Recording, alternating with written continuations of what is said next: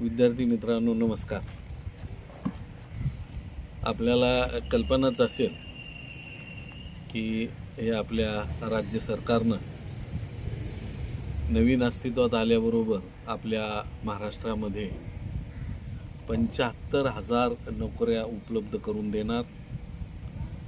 जेवढ्या नोकरीच्या रिक्त जागा आहेत तेवढ्या भरणार अशी घोषणा केलेली होती. त्याचाच एक भाग म्हणून आता राज्य सरकारमधील सर्व भरती प्रक्रिया हळूहळू सुरू झालेली आहे.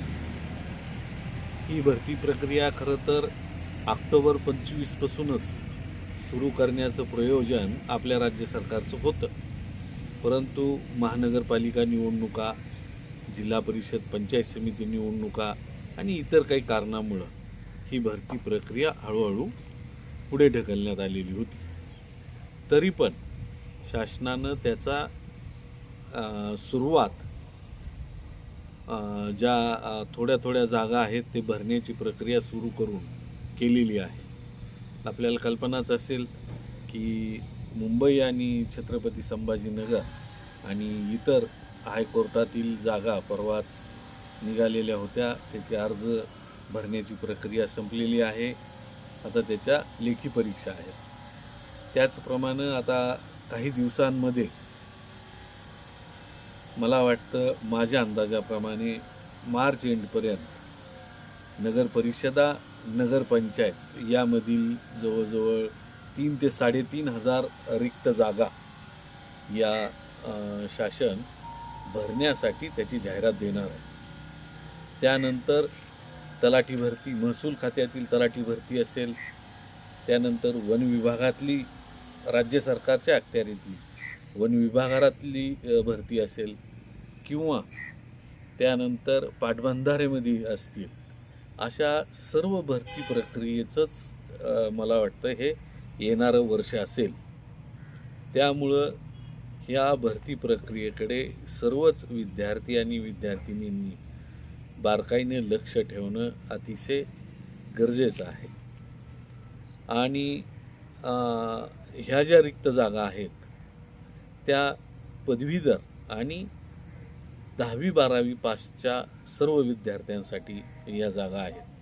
काही तांत्रिक पदं याच्यातली निश्चितपणे असतील, परंतु त्याचबरोबर क्लर्क, शिपाई, परिचर या जागा भरपूर प्रमाणात या ठिकाणी उपलब्ध होणार आहेत. आणि त्यामुळं माझ्या सर्व विद्यार्थी आणि विद्यार्थिनींना विनंती आहे की तुम्ही आत्तापासूनच या स्पर्धा परीक्षा ज्या या रिक्त जागा भरण्यासाठी होणार आहेत त्याची तयारी आपण केली पाहिजे. याच्यातल्या काही जागा निश्चितपणे आपला महाराष्ट्र लोकसेवा आयोग, म्हणजे आपण त्याला शॉर्टमध्ये MPSC म्हणतो, त्यामार्फत भरल्या जाणार आहेत. परंतु या जागा माझ्या माहितीप्रमाणे ह्या संख्येनं अतिशय कमी असतील, परंतु वर्ग क आणि वर्ग डच्या ह्या सर्वात जास्त जागा असतील.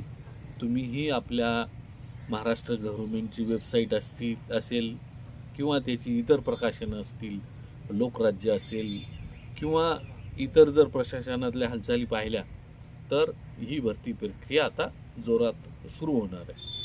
त्यामुळं माझी विद्यार्थ्यांना विनंती आहे की याची तयारी तुम्ही आतापासून ठेवली पाहिजे. आणि ह्या ज्या स्पर्धा परीक्षा आहेत त्या सरळ सेवा भरती अंतर्गत ही सर्व भरती होणार आहे आणि प्रत्येक जिल्हाधिकाऱ्यांच्या मार्फत या जागा भरल्या जाणार आहेत. आणि ही परीक्षा TCS किंवा IBPS या दोनपैकी एक संस्था आयोजित करणार आहे. आणि याच्या अगोदरही TCS आणि IBPSचा काही विद्यार्थ्यांना निश्चितपणे अनुभव असेल, तर ह्या स्पर्धा परीक्षा या दोन संस्था घेणार आहे.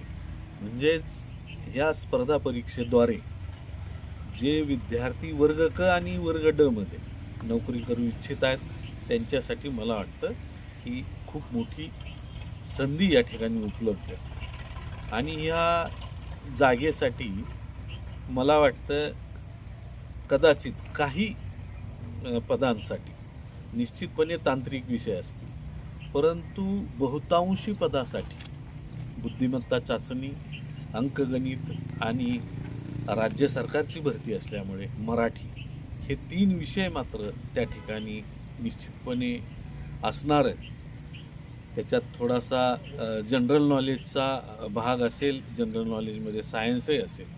म्हणजे याचाच अर्थ जनरल नॉलेज, सायन्स, बुद्धिमत्ता चाचणी, अंकगणित हा मूळ पाया धरून या स्पर्धा परीक्षांची भरती या ठिकाणी केली जाणार आहे. केंद्र शासनामार्फतही आत्ताच स्टाफ सिलेक्शन कमिशनच्या एक 25,000 ते 26,000 जागांची भरती प्रक्रिया सुरू आहे.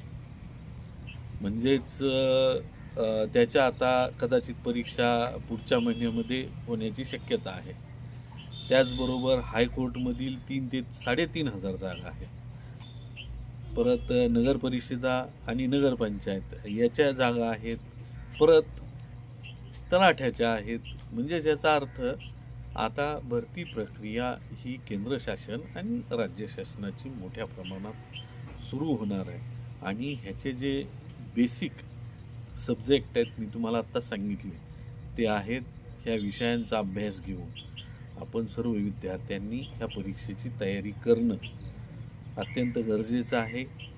आणि ह्या विषयाचा अभ्यास करून जर तुम्ही मला वाटतं पुढे सरकला तर निश्चितपणे या सर्व परीक्षांपैकी ह्या 1.5-2 वर्षाच्या कालावधीमध्ये ज्या ह्या सगळ्या स्पर्धा परीक्षा होणार आहेत ह्या नाही परीक्षेमध्ये यश मिळालं, अपयश मिळालं तर खचून न जाता दुसऱ्या पदांच्या दुसऱ्या विभागातील, राज्य शासनातील इतर विभागातील परीक्षा आपण निश्चितपणे देऊ शकता. आता याची उपलब्धता ईट आणि ईट परिसरात या परीक्षेची तयारी करण्यासाठी काय उपलब्धता आहे याची माहिती मी आपल्याला देऊ इच्छितो. आपल्या या वीर भगतसिंग अकॅडमीमध्ये हे जे ह्या स्पर्धा परीक्षेचे मूळ विषय आहेत ते खूप चांगल्या रीतीनं या ठिकाणी शिकवले जातात. प्रत्येक विषयाला वेगळे शिक्षक आहेत. गेल्या 20 वर्षाचा स्पर्धा परीक्षेमधील प्रचंड अनुभव आमच्या या वीर भगतसिंग अकॅडमीच्या पाठीमागे आहे.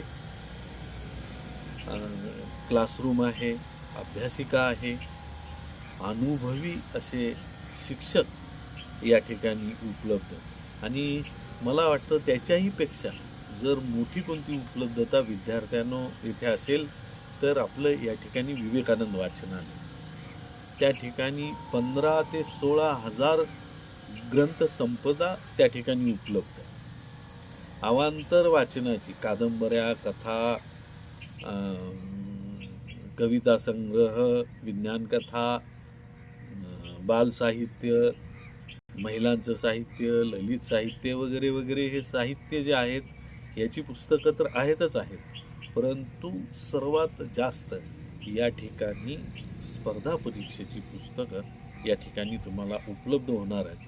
आणि माझ्या ग्रामीण भागातील सर्व विद्यार्थी आणि विद्यार्थिनींना विनंती आहे की स्पर्धा परीक्षा देण्यासाठी सर्वात मोठा खर्च आमच्यासारख्या पालकांना येतो तो पुस्तकांचा आणि नोट्सचा असतो. माझं तुमच्या सर्व विद्यार्थ्यांना आव्हान आहे की तुम्ही विवेकानंद वाचनालयाचे रीतसर सभासद झालात, तिथले नियम व अटी जर तुम्ही पाळत असाल तर तुम्ही सांगाल ते पुस्तक त्या ठिकाणी ह्या स्पर्धा परीक्षेचं कोणतंही पुस्तक असू द्या, त्याची किंमत काही असू द्या, 1 रुपयापासून ते अगदी 1000 रुपयापर्यंत कितीही पुस्तकाची किंमत असू द्या, ते पुस्तकं तुम्हाला अभ्यासासाठी त्या ठिकाणी उपलब्ध केले जातील. उपलब्ध होण्याकरिता जो एक 4-5 दिवसाचा कालावधी लागतो सहजरित्या तर तेवढाच कालावधी लागेल. मात्र ही सगळी ज्ञानसंपदा तुम्हाला त्या ठिकाणी उपलब्ध राहणार आहे. त्यामुळं मला आपल्याला विनंती आहे की हा स्पर्धा परीक्षेचा मूळ पाया तुम्हाला जर पक्का करायचा असेल तर आमचे जे रेग्युलर क्लासेस आहेत त्या क्लासेसमध्ये आपण प्रवेश घ्यावा. पुस्तकांसाठी वाचनालय आहे. या सर्वांचं चिंतन, मनन, अभ्यास करण्यासाठी अभ्यासिका आहे. या सर्वांचा फायदा आपण निश्चित घ्यावा आणि त्यातली त्यात मला मुलींना तर आव्हान करायचं की भगिनींनो, मुलींनो, आपण याच्यामध्ये अग्रेसर राहावं आणि या स्पर्धा परीक्षांचा अभ्यास करावा. कारण ही प्रक्रिया आत्ता चालू झाली ते लगेच संपेल अशातला भाग नाही. ही 1.5 ते 2 वर्ष वेगवेगळ्या विभागातील वेगवेगळी भरती होणार आहे. म्हणजे संधी खूप मोठ्या प्रमाणात उपलब्ध आहे. तरी सर्व विद्यार्थ्यांनी याचा विचार करावा आणि स्पर्धा परीक्षेला सामोरं जावं अशी मी आपल्या सर्वांना विनंती करतो. धन्यवाद.